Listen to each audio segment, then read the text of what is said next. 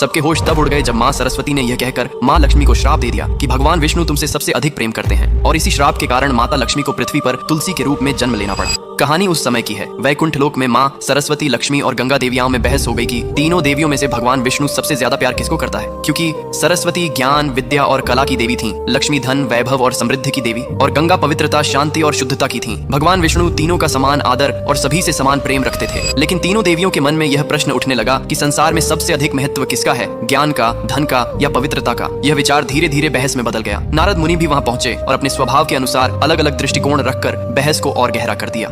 इसी दौरान माँ सरस्वती के मन में एक आशंका जन्म लेने लगी। उन्हें लगा कि भगवान विष्णु का ध्यान अब ज्ञान से अधिक धन और पवित्रता की ओर जा रहा है। कभी कभी विष्णु का गंगा के प्रति विशेष स्नेह देखकर सरस्वती के मन में ईर्ष्या और असुरक्षा उत्पन्न हो गई। उन्हें लगा कि ज्ञान का महत्व कम होता जा रहा है। जब सरस्वती ने इस विषय पर माँ लक्ष्मी से समर्थन चाहा तो लक्ष्मी ने किसी का पक्ष नहीं लिया और शांत रहने का प्रयास किया। लेकिन यही शांत रहना ही माँ सरस्वती को धोखे जैसी लगी। क्रोध और भावनाओं में बहकर उन्होंने लक्ष्मी को श्राप दे दिया कि तुम वैकुंठ छोड़कर पृथ्वी पर पौधा रूप में जन्म लोगी। और इसी श्राप के कारण कहा जाता है कि धरती पर माता लक्ष्मी ने तुलसी का रूप धारण किया। ये श्राप सुनकर लक्ष्मी दुखी हुई, लेकिन उन्होंने उसे शांत भाव से स्वीकार किया। उसी क्षण माँ गंगा भी क्रोधित हो उठी और उन्होंने सरस्वती को श्राप दे दिया कि उन्हें भी पृथ्वी पर नदी के रूप में अवतरित होना पड़ेगा, ताकि मानव उनके जल से पुण्य प्राप्त कर सके। जब विष्णु जी को इस संपूर्ण तनाव का पता चला तो उन्होंने मधुरता से समझाया कि ज्ञान, धन और पवित्रता तीनों का संतुलन ही सृष्टि को चलाता है। कोई भी शक्ति अकेले पूर्ण नहीं होती। धन और ज्ञान दोनों का मूल्य है, पर ज्ञान बिना धन का सही उपयोग नहीं कर सकता और धन बिना ज्ञान उपयोगी नहीं रहता। इसीलिए दोनों का संतुलन आवश्यक है। विष्णु ने लक्ष्मी को आश्वासन दिया कि पृथ्वी पर उनका तुलसी अवतार भी अत्यंत पवित्र और पूजनीय होगा, और सरस्वती व गंगा को भी उनके दिव्य उद्देश्य का बोध कराया।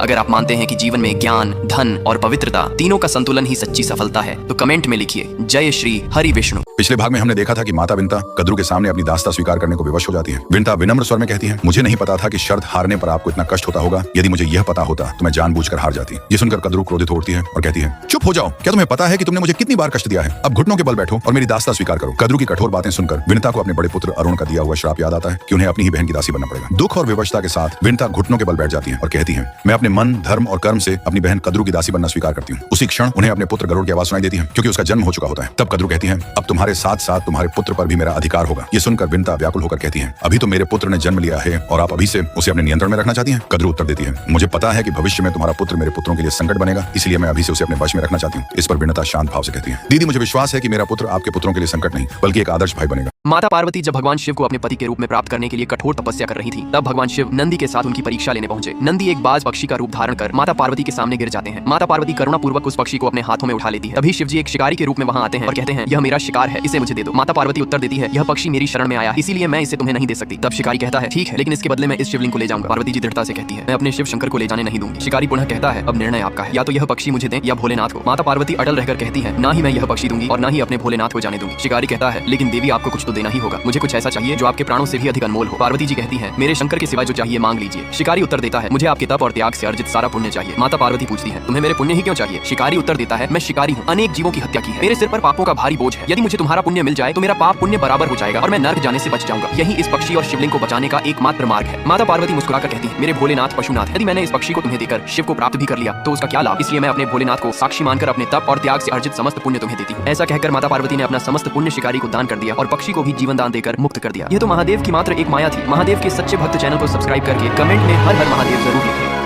कद्रू के नागपुत्र कहते हैं, हमने ही शनिदेव को दुर्वचन कहे थे, इसलिए उन्हें क्रोध आया होगा और उसने हम पर वक्र दृष्टि डाली होगी, जिससे हमारी इतनी बुरी दशा हो गई थी। तभी कद्रू अपने नागपुत्रों को विनता और गरुण के बारे में भड़काने लगती है। इधर गरुण लक्ष्मी जी को ढूंढने के लिए पाताल लोक की ओर निकल जाते हैं। तभी कुछ कठोर लताएं गरुण को बुरी तरह लपेट लेती हैं। देवता समुद्र मंथन के लिए अपना वेश बदलकर असुर राज बलि के यहाँ याचक के रूप में आते हैं। तभी यह असुर पहचान जाता है कि यह तो देवराज इंद्र है। यह असुर उनका बहुत अपमान करता है।